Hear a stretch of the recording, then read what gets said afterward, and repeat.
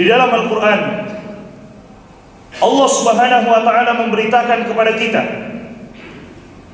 Allah Subhanahu wa ta'ala memberitahukan kepada kita tentang rahmatnya yang luas, dan bahwasanya Allah Subhanahu wa ta'ala telah menetapkan kepada dirinya yang mulia sifat rahmat yang begitu luas. Allah Subhanahu wa ta'ala mengatakan, kataba rabbukum ala nafsihi rahmah. Allah Subhanahu wa ta'ala telah mewajibkan dan telah menetapkan terhadap dirinya sifat rahmat yang begitu luas. Di dalam ayat yang lain, kataba ala nafsihi rahmah, Allah Subhanahu wa ta'ala telah menetapkan kepada dirinya sifat rahmat. Dan sifat rahmat Allah Subhanahu wa ta'ala begitu luas, mengalahkan segalanya, bahkan mengalahkan murka Allah Subhanahu wa ta'ala sekalipun.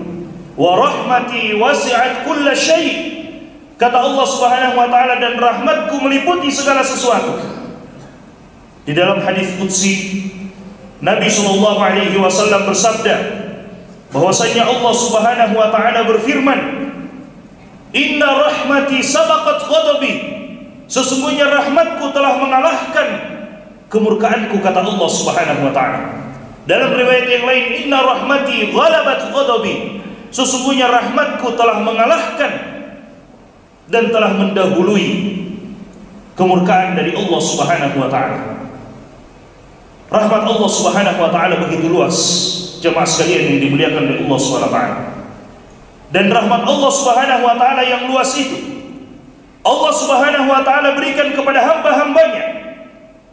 Di antara rahmat Allah Subhanahu wa ta'ala yang diberikan kepada hamba-hamba yang suka berdosa kepada Allah, yang suka bermaksiat kepada Allah, di antara rahmatnya adalah Allah menangguhkan dan Allah menunda balasan kepada orang yang suka bermaksiat kepada Allah Subhanahu wa ta'ala. Itu semata-mata karena rahmat dari Allah.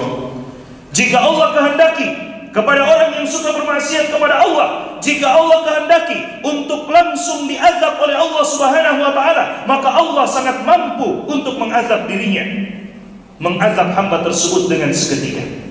Tapi Allah Subhanahu wa ta'ala dengan rahmatnya yang luas, Allah menunda azab tersebut, Allah menunda hukuman tersebut. Siapa tahu saja hamba itu mau kembali dan bertaubat kepada Allah Subhanahu wa ta'ala. Sehingga kata Nabi sallallahu alaihi wasallam, pada hari kiamat kelak seorang hamba akan diperhadapkan ke hadapan Allah Subhanahu wa ta'ala seorang diri. Kemudian Allah Subhanahu wa ta'ala akan menyebutkan setiap dosa dan kesalahan yang dilakukan oleh hamba itu selama dia hidup di dunia. Allah Subhanahu wa ta'ala menyebutkannya satu persatu. Apakah engkau ingat tentang dosa ini? Apakah engkau ingat tentang dosa yang ini? Maka hamba itu tidak bisa lagi untuk berlari dan menyembunyikan dosanya, tidak bisa berdusta dan berbohong di hadapan Allah. Yang ada adalah tinggal pengakuan, iya ya Allah.